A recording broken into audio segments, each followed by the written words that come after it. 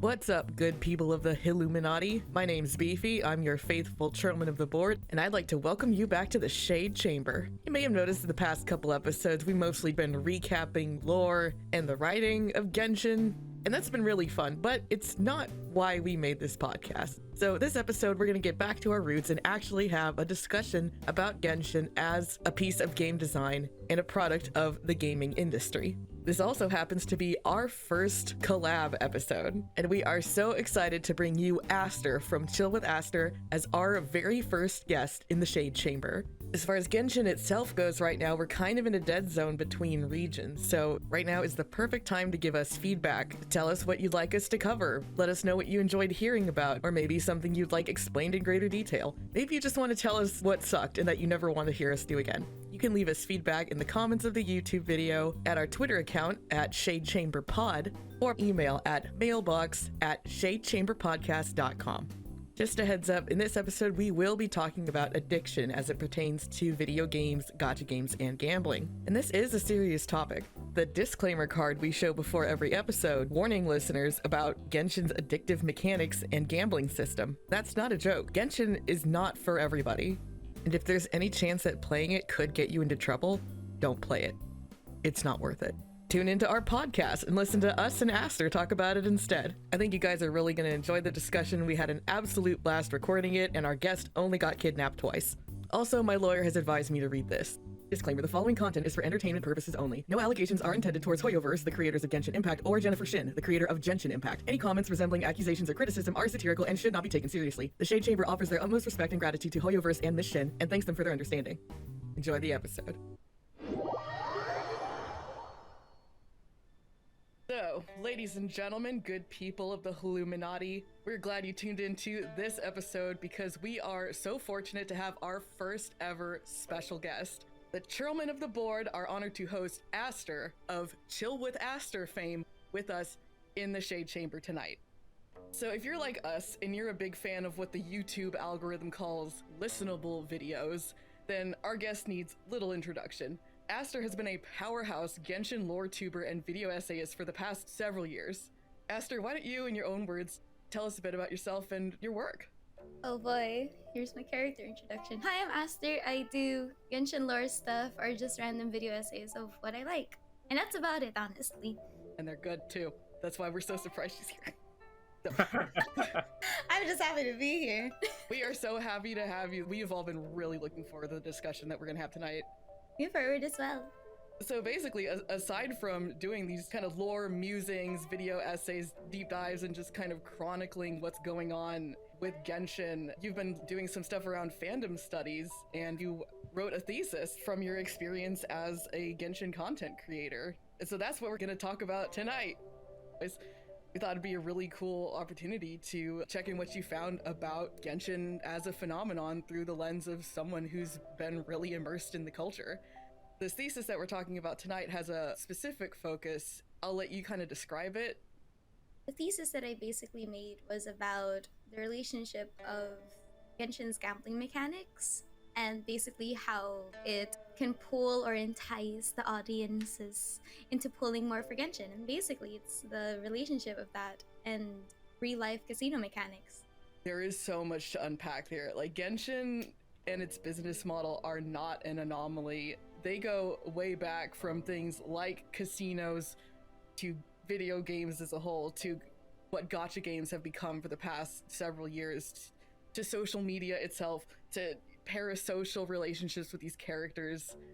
And it sounds like your thesis has kind of covered like all of these things, and so we're eager to talk about them in turn. Was there anything that was like a real standout or a surprise to you in your findings?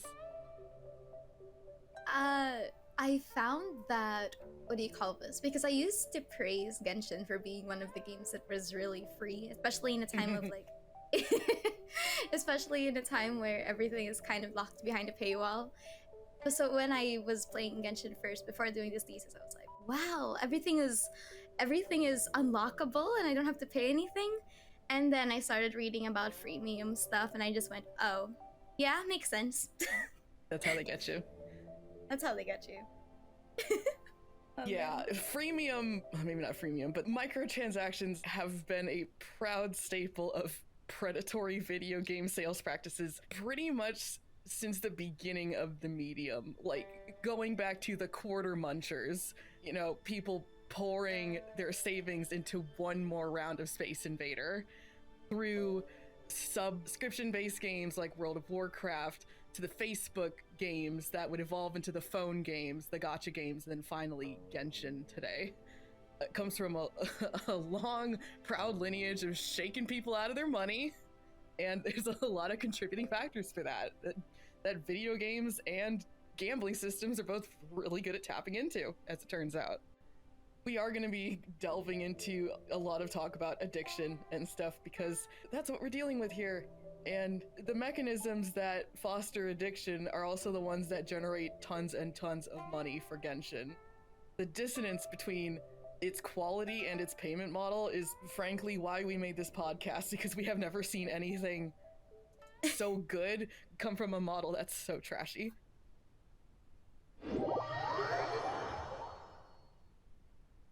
So the first tool that Genshin can use to encourage its player base to play more and spend money on it is Genshin's game design itself. It's like, people can get addicted to literally anything. Our brains are really good at getting addicted to stuff, especially if they make us feel good.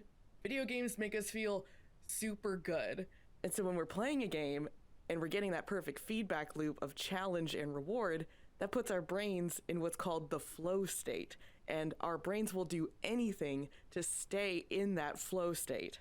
And so, like, literally having a character demo of a character that feels good is what's gonna get people to buy in. Yeah, and those demos are really oriented towards engendering that feeling because typically the characters are over-leveled, over-equipped, and fighting under-leveled enemies during them.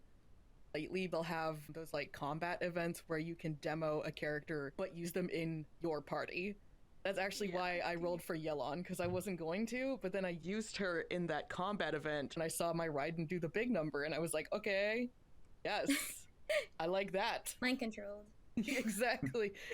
Free thinkers when they see a big number. I'm out of the system, sees Yelan. That was Break. Break sees Yelan. Yeah. He's like, yeah. I see Yelan. I'm like, I'd see the number. I'm like, yeah. Yeah. So obviously, making a game that feels good is a way that game designers get players to engage and spend on their product. But they have other tricks as well. And one of the most notorious free-to-play game mechanics that you also see in Genshin is, of course, time gating. So for Genshin, you have all these things that are on a limited timer, stuff like enemy drops, resin. Domains, yeah. Yeah, there is nothing like more free-to-play stank than a cooldown timer. Genshin does a good job hiding those, but they are there. You have some kind of token that replenishes over time, and when that counts down, you cannot do anything. Yeah, like you can still play the rest of the game and like play events and like explore and do all the normal gamey stuff, but when it comes to actually like leveling your character, that is on a timer, like a really explicit timer. It is shockingly lenient of Genshin as a gacha game to allow you to play through like the big meat content, the stories, the Archon quests for free. You don't burn resin. Like if this was something like a quintessential gacha game like Fate Grand Order, like you would still have to pay your time gate currency To do the main quest, yeah. Yeah. I mean, the other Like- sneaky way that Genshin kind of does time gate you is that not all of the chests spawn at once. Oh yeah, that is a big factor when you're like going through early game. Yeah, so like, just for exploration purposes, it's like, well, there is replay value in quotes because the game just doesn't let you access all of the available content. So as a game developer, when you're putting a time gate on what your player can do in the game, you're doing two things to encourage spending. Number one, of course, you are going to get some people who do succumb to their impatience and use their premium currency to bypass the time gate. But number two, the main goal is you're creating player retention, because by cutting them off, you're giving them a reason to keep coming back over time. Tying this back to casino mechanics, it is a little bit like kind of loss mitigation policies, specifically like riverboat casinos ran in like the early 1900s, where the idea was there was a maximum amount of money that a guest could lose before you cut them off. Well, it seems like it would discourage you from gambling too much, actually creates an environment where you're more willing to return to it. because then they could say, oh, well, I only lost like $500 yesterday. That's not a lot of money compared to what I was willing to put down or what I could stand to gain if I continue to gamble. Because then your loss is spread out over days or however long the interval is, which just gives your brain more time to abstract it. Mm-hmm.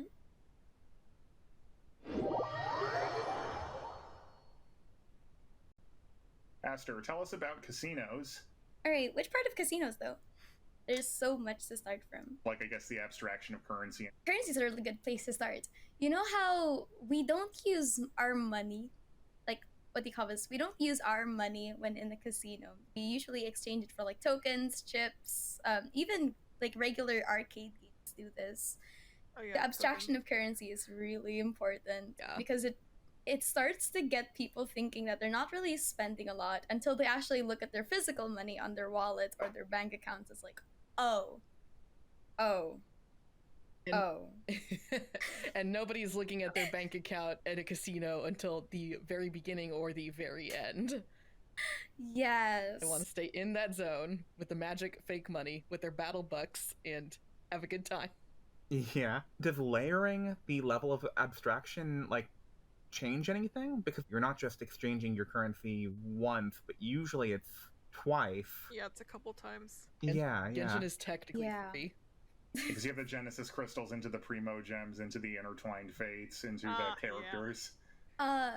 Like it's not a completely it's not a completely 100% foolproof mental hack, but there is a level of Gotcha games hate this. Gotcha games hate this. I'm about to reveal if I disappear soon, they got me. But God. No. If Jennifer Shin comes and takes you back to MiHoYo HQ in her big white van. if this is the last recording of of my whereabouts, please Well, don't don't delete. worry, it'll take us 4 months to edit it. And no one will ever see. So it's not a completely foolproof psychology, of course. Like not everyone buys into it, but because it's a digital game, because we always need to convert real life currency to digital currency. But the more layers that you add, that separates your money and the in-game money, it starts to feel like you're not really spending a lot. Because you know how Primo gems that we buy merge with the Primo gems that we earn, like as a free to play, for example. Wow. That's a yeah. really Right? good point. Yeah. That further just So- kind of abstracts it. So it's like in a pool, and you don't really notice that you're already spending so much money because once that pool goes to zero, your first instinct is I need more Primo gems, and not that I'm using like 100 USD on my account. The point about it merging into the pool of the Primo gems you got for free is a really interesting one because it kind of reminds me that some gacha games will sort of separate out their paid currency versus your free currency, but that's because they want to like put on like a banner that's paid currency only or something. Yeah. Right. You look at any like shitty mobile game and it's always the treasure chest with the gold coins. That's usually what you can earn in the game, and then like the stupid purple gem, and those are the premium Oh, ones. true. It's always the gems for some reason. It's always gems. And then, Yeah. so Genshin's like, what if we told you that the stuff you earn in the game and the stuff you buy is the same? I also kind of wonder if some of the currency obfuscation is, I guess, in any way like a useful fig leaf for like circumventing anti-gambling laws, for Oh. example. Oh, Oh, like that's it- interesting. Oh. like the pachinko payout stuff. Yeah, Like, because like I mean I don't know if this is still true of like current pachinko, but like you would hear stories about like back in the day, like yeah, like you wanted to play pachinko, you won X number of like the pachinko balls or something, and you exchange them for like socks or something, and you take them to the Yeah. store next door, who Yeah. just so conveniently really wanted to buy those socks from you and would give you real money for them. Yeah, that's legitimately the reason why in like the like Pokemon Red and Blue, there's like the Rocket Game Corner, and then the Exchange Building is the building next door. Like it's a facsimile of that exact setup. yeah, now we have this all in line in an in-game store. I think it also really helps the obfuscation that the conversion rates are really weird. It's a weird conversion rate from real money into Genesis crystals, then it's 1-to-1 into Primo gems, but then it's 160 Primo gems for a roll. Not 150, because you could do that mental math, but 160 is weird enough where your brain just kind of glosses over. It's like, ah, okay, whatever. There's also a really good study, I just can't cite it like from the top of my head, that the difference between digital currency like this versus like real life currency is that it's so much easier to manipulate the supply of digital currency, because let's be honest, what do they really have? It's primo gems. It's not like real money that's equated to anything, right? So the economics is technically it's so much easier for them to manipulate it if they want to do so. Yeah, like all the prices they set are just things they made up. Yeah. Genshin has never adjusted its exchange rates. Like, they kind of got it in one. Now, they're going off of literally decades of market research. I don't know. It is crazy. It's like, we're going to stake the lifespan of our multi-year live service game on getting this payment model right in one. And, like, they did. Because people are paying for Genshin. But we forgot to talk about something that's pretty dang important in the context of Genshin, and that is pity. So I'm a Welkin player, which means I spend about $5 a month. This is by far the best value in terms of how many primo gems you get for your money spent. When I'm saying I pay $5 a month to play Genshin, I think of it as, I mean, yes, obviously I'm rolling a slot machine, but I never assume that I'm gonna get anything before pity. I'm like, I'm paying my subscription to this game, and I'm plunking coins in a bucket, and eventually I'll be able to cash those all in to get the character I want, but I have to plan, I have to time it. And so that is something that is very different from gambling, which is all in the moment, compulsive. Weird thing about pity is that it's a pretty double-edged sword from a consumer's perspective. Because like on one hand, it's technically they could use it as a way to say it's not gambling when there's a pity system, because technically all characters have a price tag. You can get a rare 5-star guaranteed for 25,600 primo gems, for example, unlike actual gambling that has no pity and you don't get anything from it, because technically you can say that it's not gambling because we get consolation prizes through the 3 stars or the 4 stars, which is also very dangerous thinking. Yeah. There's a lot of justifications we tell ourselves when we play Genshin. Right? That's definitely one of them. Yeah.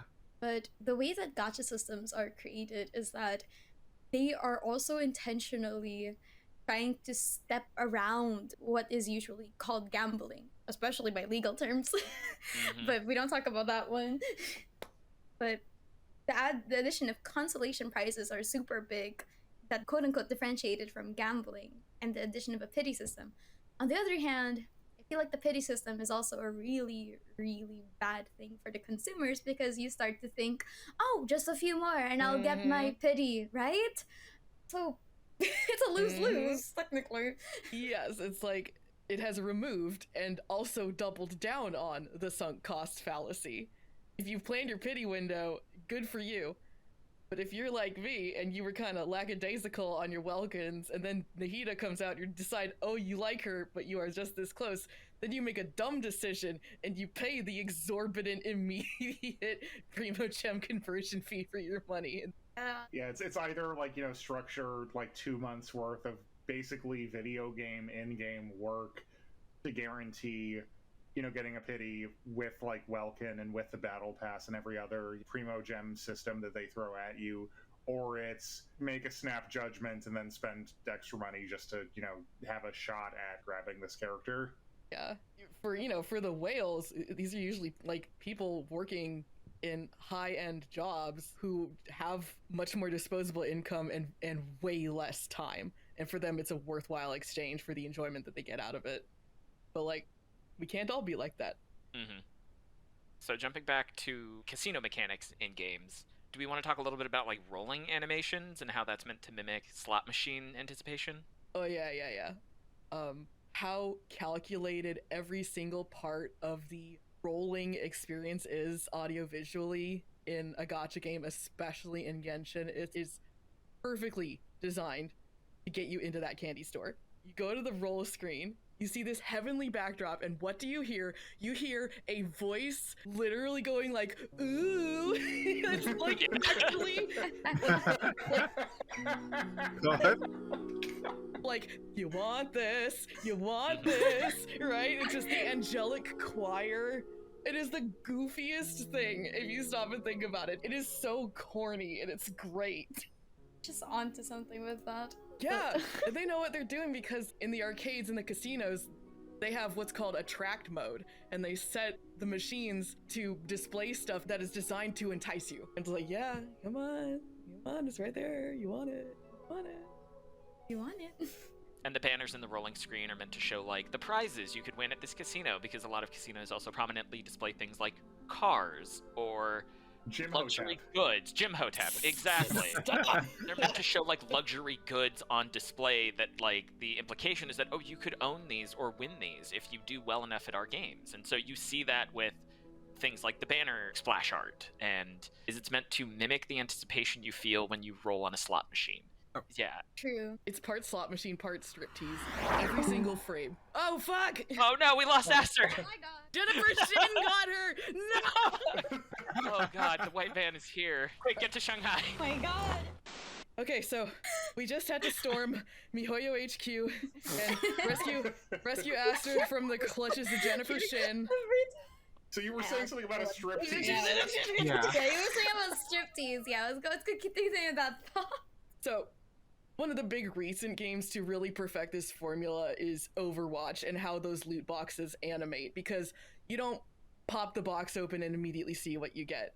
You have the anticipation, the unveiling, the rays of light shooting into the air telling you what the rarity is, but you still don't know what you have. You have to wait a couple more seconds, and then it goes through them one by one. You see, oh man, that one's a purple, that one's a gold, what's it gonna be? That rarity color too, just like the split second between when it pops and when you're trying to like discern like which colors do I see? Do I see any colors that I want to see? Like that is just Yeah, like is it purple or is it gold? Like Is that's yeah. always the anticipation. Yeah, like the rarities from shit to good in Genshin and in most games, I think they go from blue to purple to gold. And that is why the comet, it's not gold if you roll a rare. It goes through the progression from blue to purple to gold. And you have seen this animation so many times, your mind knows if this is purple for one more frame, then I got a 4-star. If it keeps changing color past that frame, it's a 5-star. And it just becomes this show that also is a spectator sport. Like literally when any of us rolls, we're all like, can I watch? Because it is exciting to, see that star shoot across the screen and you chant and you're like, come on, fuck, Jennifer, please, you can't do this to us. Lord have mercy. She's how did she get up here? Did she have like a tall ass ladder? Jennifer Shin, CEO of MiHoYo, get out of here. Boy, the Genshin police are so mad at us right now. We're unveiling all our secrets. Something bad happens. Bam! I'm gone. So now I actually have to fact check. But yeah, like the unveiling of what you get is so much of a show that like other people are gonna want to watch it. Just like the flashing lights and the colors and stuff at a casino is all part of this like almost overwhelming audiovisual experience that makes you want to stay in it. True.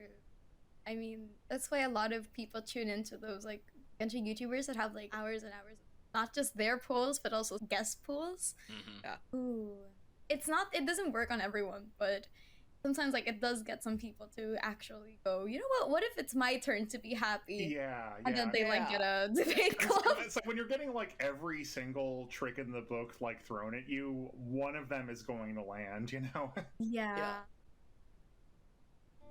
Sadly, that is going to be it for this episode, but we hope you come back next time. We continue our conversation with Aster about the factors that get people hooked on Genshin. We'll be looking at the social and parasocial aspects of Genshin's addictive appeal, as well as why some of its whales actually feel like they're getting their money's worth. And if you enjoyed this episode, and you haven't already yet, why don't you give it a like and subscribe to us? It'll really help us get out there into that algorithm, and then you won't miss the very, very cool next episode.